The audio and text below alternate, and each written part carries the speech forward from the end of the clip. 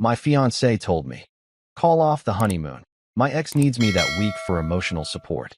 I said, that's fine. It's already canceled. Along with the wedding, the venue, and our entire relationship. My name is Daniel. I am 32 and I work in commercial property management in a mid-sized city in the Midwest. My job is structured and predictable, mostly budgets, maintenance schedules, and tenant negotiations. I keep a steady routine. Early mornings, gym before work, evenings at home reviewing contracts or cooking. I am not impulsive by nature, and I do not make major decisions without planning. My fiancée is Lauren. She is 30 and works in marketing for a regional healthcare company. We have been together for 3 years and engaged for 8 months.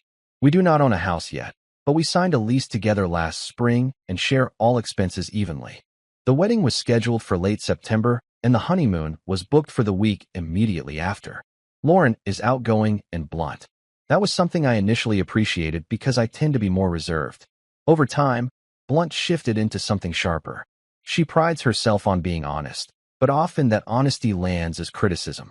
She corrects waiters, argues with customer service on speakerphone, and has no issue telling friends that their life choices are inefficient.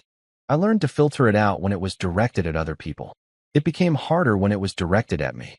To be clear, there were no obvious red flags about cheating or secret meetings. The issue has always been boundaries, specifically with her ex, Marcus.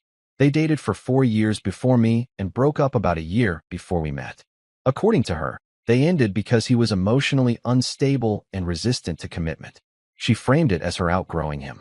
From the beginning, she insisted they were still friends because she felt responsible for his mental health. I told her I was not comfortable with constant one-on-one dinners or late-night phone calls. She said I was being insecure and that adults should be able to maintain mature friendships. I did not argue endlessly. I set a clear boundary that I was fine with occasional contact, but not emotional dependency. For the most part, she adjusted. Or at least I thought she did. The wedding planning was not fun, but it was manageable. I handled the practical stuff, deposits, hotel blocks, timelines, because that is how my brain works. Lauren handled aesthetics and social politics, which mostly meant picking fights with vendors and then telling me I was lucky she had standards. If a florist did not respond in an hour, she would send a follow-up that sounded like a performance review. If I suggested we let something go, she would say I loved mediocrity and that she refused to have a mediocre life. The only part one pushed back on early was Marcus being anywhere near the wedding. She did not ask to invite him, but she kept mentioning how awkward it would be if he found out later and felt abandoned. That was her favorite word for him, abandoned, like he was a stray dog she fed once and now had a permanent claim on her time. I told her I did not want him involved at all. She rolled her eyes and said I was threatened by a guy who could not even hold a relationship together. 2 months ago, we had our first serious argument about it. I came home from work and she was in the kitchen on FaceTime with him. Not a quick call. It had been going long enough that she was barefoot, wine poured, leaning on the counter, doing the soft voice she rarely uses with me. When she saw me, she turned the phone away like a teenager hiding something. I waited until she hung up. I asked what was going on. She shrugged and said he was spiraling again and that she was the only person who understood him. I told her I understood helping a friend, but I did not understand why it had to be private and why it always happened at night. She said because he had a job and because I make everything weird. I did not raise my voice. I told her my boundary again. No secret emotional partner stuff. No late-night therapy sessions. No acting like his stability was her responsibility. She laughed, actually laughed, and said it was cute that I thought I could manage her relationships like a project. Then she said something that stuck with me. If you cannot handle me caring about people, you should not marry me. I went to bed that night feeling like the conversation had ended, but the problem had not. The next shift happened about 3 weeks before the wedding. Most deposits were already paid. The venue was secured, catering locked in, photographer contracted. We were past the point where canceling would mean losing money. I am aware that this sounds relevant because it is. Lauren started mentioning Marcus more frequently again.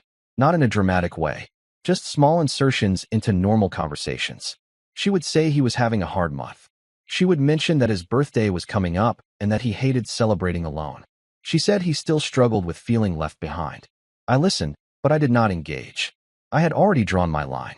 If she wanted to help him in reasonable ways, fine. I was not going to police casual check-ins. What I was watching for was dependency. The real moment came on a Sunday afternoon. We were at our apartment, sitting at the dining table reviewing final numbers for the honeymoon. We had booked 10 days overseas. Flights were paid. Hotels were non-refundable at that stage. I was going over the travel insurance details when she said she needed to talk to me about something. Her tone was calm, almost clinical. That is usually how she frames things when she expects resistance. She said Marcus had recently gone through a breakup. Apparently, the woman he had been seeing left him abruptly. Lauren said he was not handling it well and had reached out to her for support. I asked what that meant in practical terms. She said he wanted her physically present for a few days because he felt isolated. I asked when. She said the week of our honeymoon. She did not look embarrassed. She looked annoyed that I was not immediately understanding. She said it would only be for part of the week and that we could reschedule the trip. She reminded me that marriage was about flexibility and compassion. Then she said something that clarified everything for me. He needs me that week. The honeymoon can wait. I remember feeling very still. Not angry. Not loud. Just clear. Because in that sentence she had ranked priorities. And I was not first. The next morning I canceled everything. I did not threaten it. I did not announce it. I woke up at 6 like usual, made coffee, opened my laptop, and started with the venue. The contract allowed cancellation with forfeiture of the deposit. I accepted that loss. Then catering. Then the photographer. Then the airline credits, which at least gave partial value for future travel. The honeymoon hotels were non-refundable, but that was the cost of clarity. By 9:30, the wedding was functionally over. Lauren was still asleep when I finished sending the final confirmation emails. I transferred my half of the remaining joint wedding fund back into my personal account and left a detailed spreadsheet outlining every cancellation fee and remaining balance. No theatrics, just math. When she woke up, she found me at the dining table again. Same place as the conversation the day before. She immediately started where she had left off. She said she had been thinking and that we needed to call off the honeymoon because Marcus needed her that week for emotional support. She framed it as temporary. She said we could push the trip back a few months once he stabilized. She said I was supposed to be secure enough to understand that her loyalty to people does not disappear just because she is getting married. I let her finish. Then I told her that was fine. The honeymoon was already canceled. She blinked like she misheard me. I added that the venue was canceled. The vendors were canceled. The officiant was canceled. There was no wedding to reschedule. Her face shifted from confusion to anger in under 5 seconds. She asked what I meant. I told her clearly that I had taken her priorities seriously. If her ex required physical presence during the 1 week that was supposed to mark the start of our marriage, then we were not aligned enough to marry. She accused me of being dramatic. She said I had no right to make unilateral decisions. I told her I agreed, which is why I was not asking permission to end a relationship where I ranked second. For the first time since I met her, she did not have a quick comeback. The relationship ended that same morning. There was no dramatic screaming match. Lauren escalated quickly, but I did not follow her there. She moved from accusing me of overreacting to accusing me of trying to punish her. She said canceling everything without a joint discussion proved I was controlling. I let her talk. Then I walked her through the logic. I reminded her that I had clearly stated my boundary months ago. No emotional dependency with Marcus. No positioning herself as his primary support. I reminded her of the FaceTime calls, the private conversations, the way she dismissed my discomfort as insecurity. I told her this was not about 1 week. It was about priority. She said I was twisting it. She insisted that helping someone in crisis did not mean she loved him. I told her I believed that.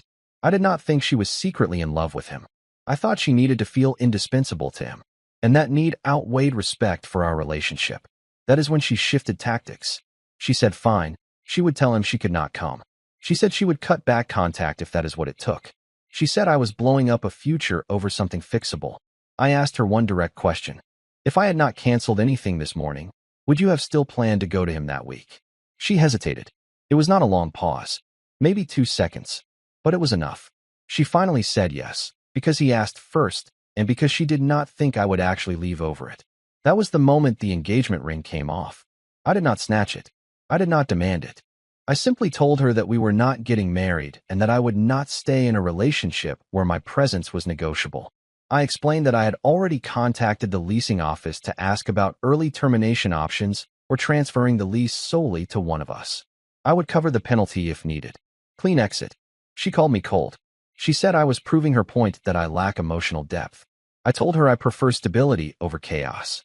By noon, we were no longer a couple. I moved out within 4 days. The lease was in both our names, but the leasing office confirmed we could terminate early with a penalty equal to 2 months' rent. I offered to cover the full penalty myself. I did that deliberately so there would be no financial entanglement or leverage later.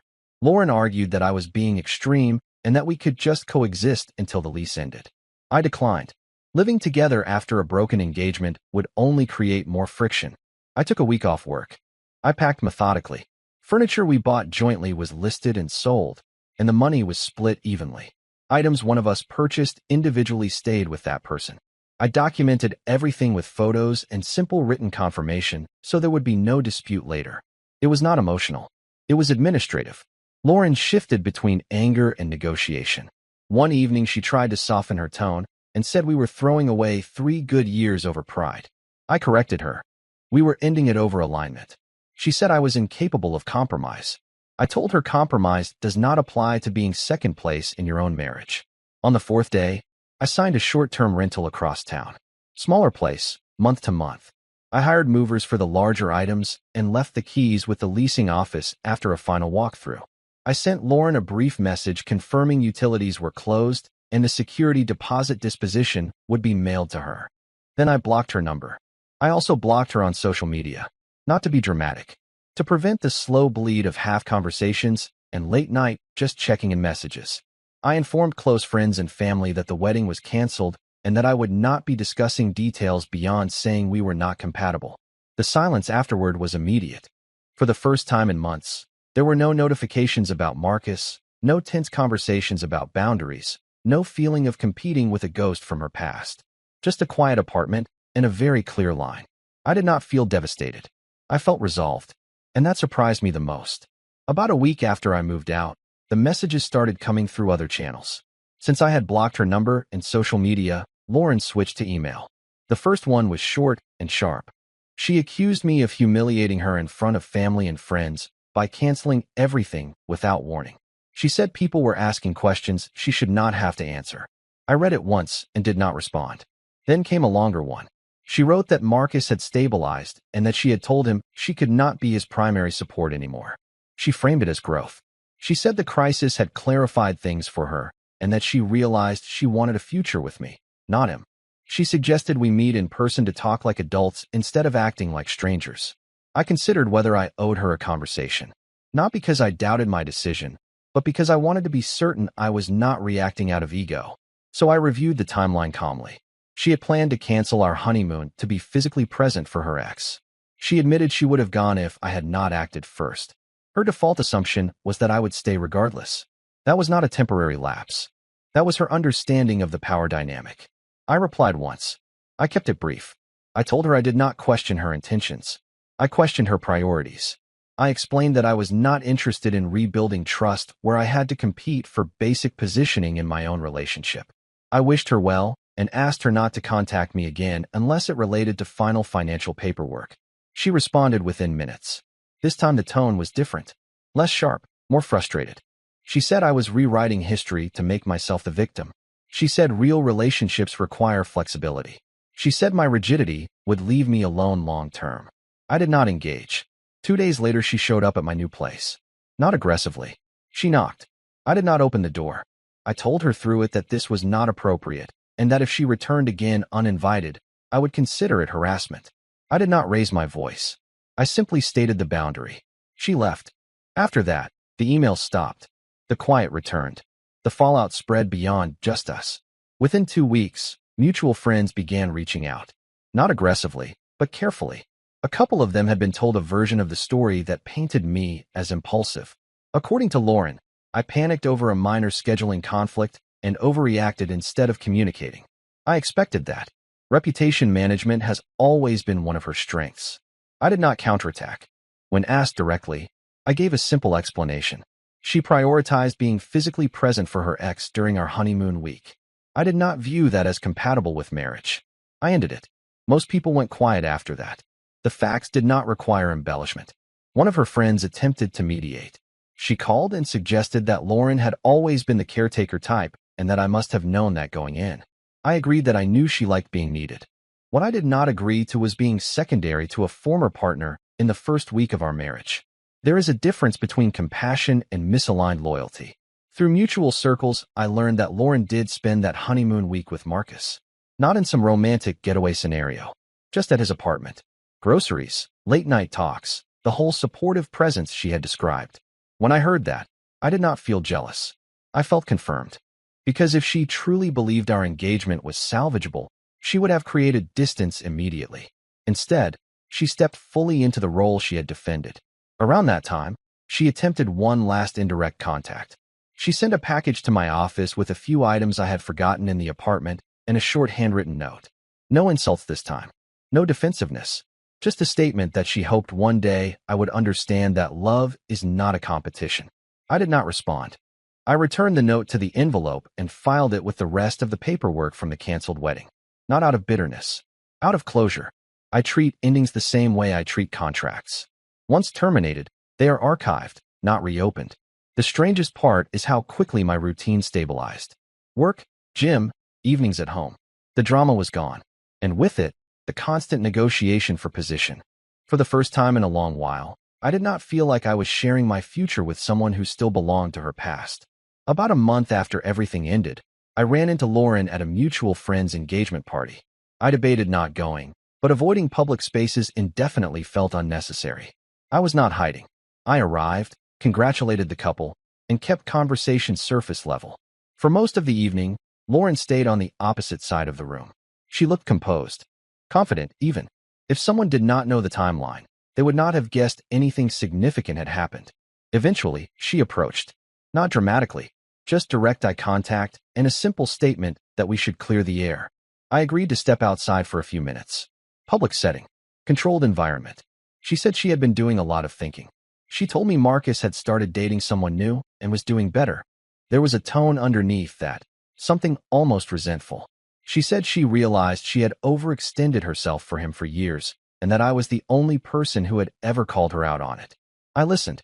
Then she said something interesting. She said she had expected me to fight harder, to argue more, to try to win her back from her own instincts. She framed my decisiveness as abandonment. According to her, love means pushing through someone's worst tendencies, not stepping away from them. I told her calmly that I am not interested in raising a partner. I am interested in building with one. I did not leave because she cared about someone. I left because she made it clear I was negotiable. She asked if there was any version of events where I would reconsider. I answered honestly, no, not because I hated her, not because I wanted revenge, but because once I saw how she ranked priorities under pressure, I believed her. She looked frustrated, but not surprised. I think part of her knew that I was not bluffing the morning I canceled everything. We walked back inside separately. I stayed another hour, then left without saying goodbye to her. That was the last time we spoke. It has been 8 months since I canceled the honeymoon, the wedding, and the relationship in the same morning. From a logistical standpoint, the consequences were straightforward. I lost some deposits. I moved twice in 1 year. I had to explain to extended family why invitations were rescinded.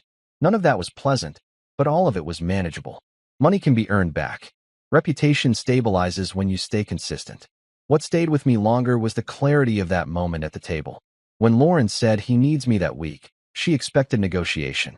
She expected compromise. She expected me to adjust around her sense of obligation. What she did not expect was that I would take her statement at face value and make a decision accordingly. I do not think she was a villain. She was not secretly plotting to run back to her ex. She genuinely believes that being indispensable is proof of love. The problem is that she wants to be indispensable to everyone at the same time. That sounds generous on the surface, but in practice it creates instability. Someone always ends up second. I refuse to be that someone. Since then, I have dated casually but slowly. I am more attentive to how someone handles boundaries, not just with exes, but with work, friends, and family. When conflict arises, I pay attention to who gets prioritized under pressure. Words are flexible. Actions are not. Occasionally I hear updates about Lauren through mutual acquaintances. Nothing dramatic. She moved apartments. She changed jobs. Marcus is no longer a daily topic, which is ironic. I do not feel anger when I hear her name. I feel distance. If I had waited, argued longer, or tried to outcompete her past, we might have made it to the wedding. And then I would have been legally and financially tied to someone who viewed my position as adjustable. Canceling everything in one morning looked extreme from the outside. From the inside, it felt proportional. Sometimes the cleanest decision is the one that leaves no room for reinterpretation later. With me that I thought was mind-blowing that 62% of Americans don't want to talk about money. Yeah. That is so scary, but it's also not surprising because like you just said, we've created this narrative that money is the root of all evil. And it was so fascinating because someone actually said this to me where if you look up the actual reference, it says love of money is the root of all evil. I never knew that. Yeah. How did we, I do wonder sometimes, how do we get programmed these ways? Because if you think about it, it's like, what are the three things you're not supposed to talk about? Politics, religion, money. Now, politics and religion, maybe I could understand. You could offend somebody. I believe this religion, you believe this political slant. And if we could collide, that could be bad. But when it comes to money, who's like, no, I wish everybody was poor. Like, why wouldn't we be able to talk about it? And the only thing that I can determine from that is that every time we get a little bit more ownership, a little bit more money, we become harder to control. And when you're harder to control, big institutions and largely our governments, they don't like that.